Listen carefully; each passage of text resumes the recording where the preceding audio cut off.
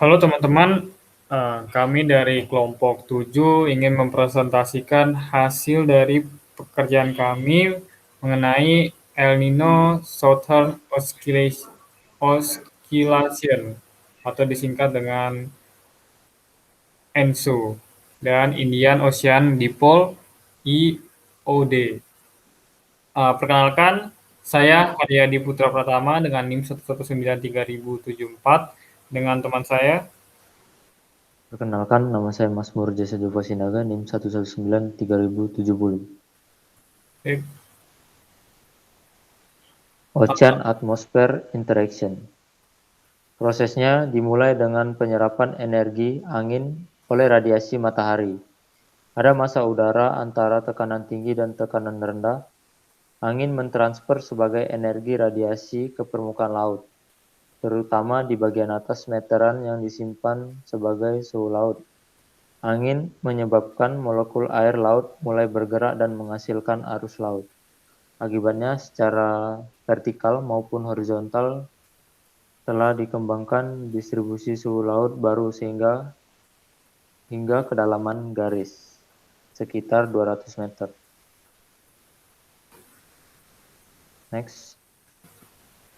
Pengertian ENSO dan IOT.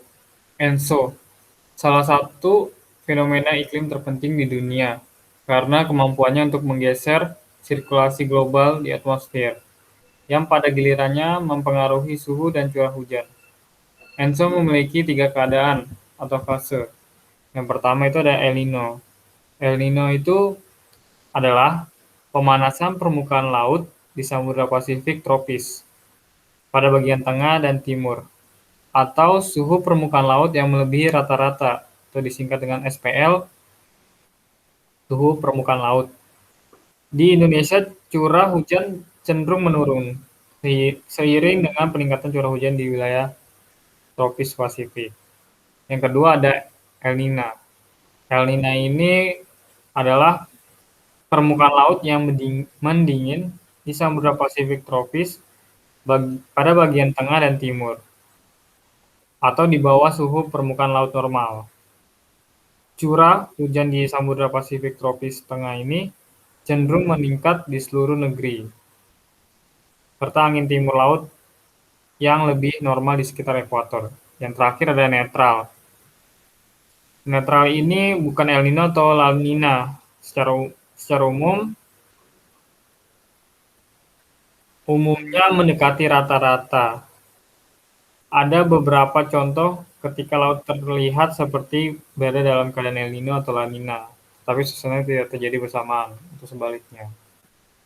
Yang kedua ada iot. Iot adalah fenomena osilasi suhu air permukaan laut yang tak teratur yang menyebabkan wilayah barat Samudra Hindia lebih hangat dan lebih dingin dibandingkan dengan wilayah timur Samudra Hindia. Fenomena ini memiliki dua fase. Yang pertama itu ada fase negatif. Fase negatif ini diawali dengan curah hujan di dekat Samudra Hindia Timur. Seiring dengan peningkatan suhu permukaan laut yang drastis, seperti yang ada di Indonesia dan Australia. Namun, fase negatif ini suhu laut menurun di barat Samudra Hindia dengan semenanjung di barat termasuk pantai Afrika Timur. Yang kedua ada fase positif. Fase positif ini suhu lautan di Samudra Hindia bagian timur turun dan curah hujan di Samudra Hindia bagian timur menurun, misalnya di Indonesia dan Australia.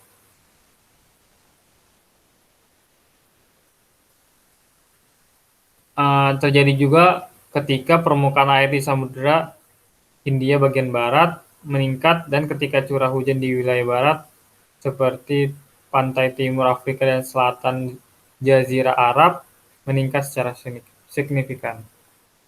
Oke, selanjutnya.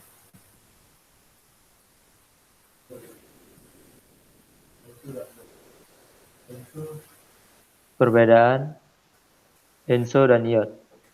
ENSO berlangsung di timur Indonesia di Lautan Pasifik.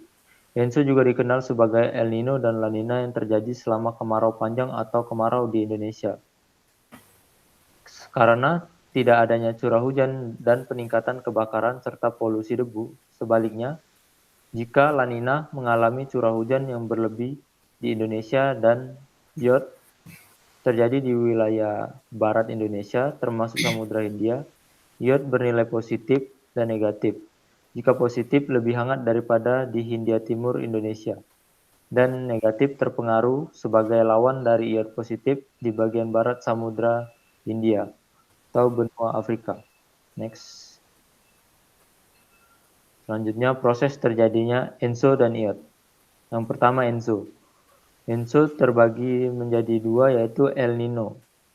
Terjadinya El Nino ini melalui beberapa proses inilah. Yang pertama A. Perairan Pasifik bagian tengah dan timur mengalami pemanasan suhu. Di Samudra Pasifik bagian timur dan tengah dimulainya proses El Nino karena peningkatan suhu.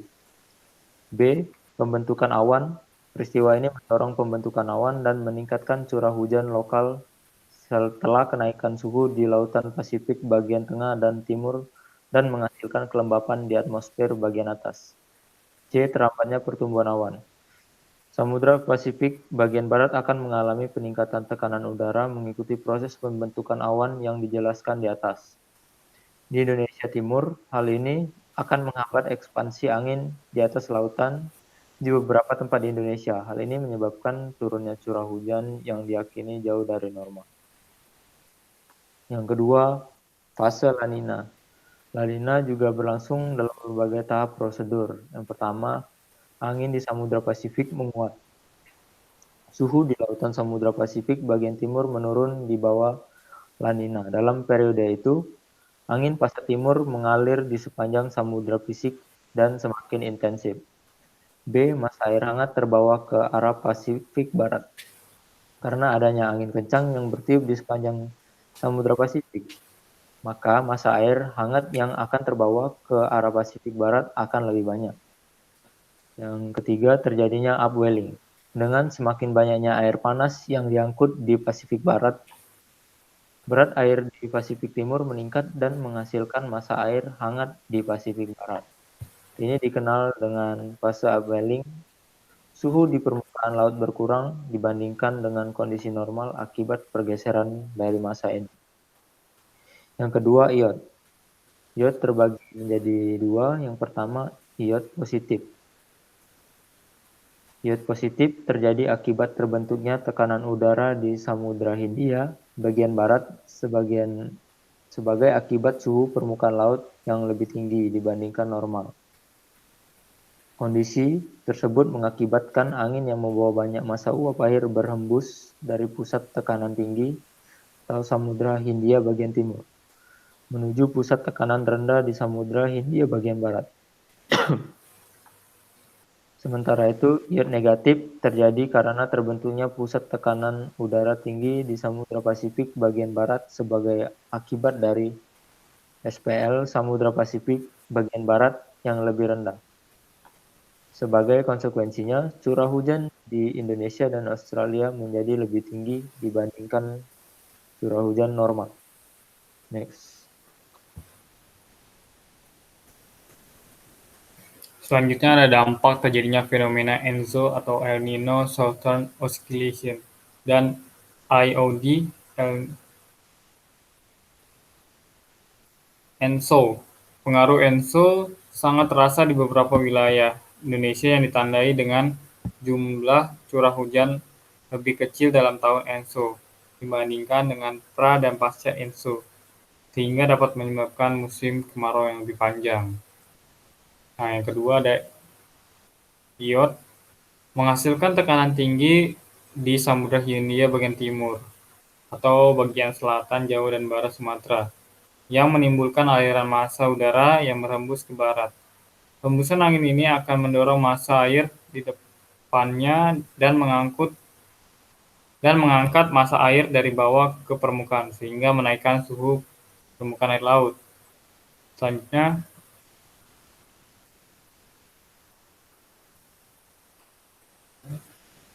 Selanjutnya, lokasi daerah yang terkena peristiwa Enso dan Iot.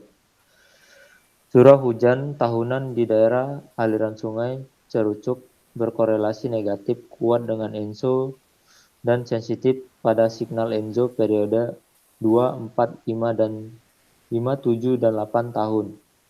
Curah hujan tahunan di daerah aliran sungai Cicurug berkorelasi negatif kuat dengan iot dan sensitif pada signal iot periode 2, 4, dan 7 tahun. Hal ini menunjukkan pengaruh ENSO lebih kuat dibandingkan iot.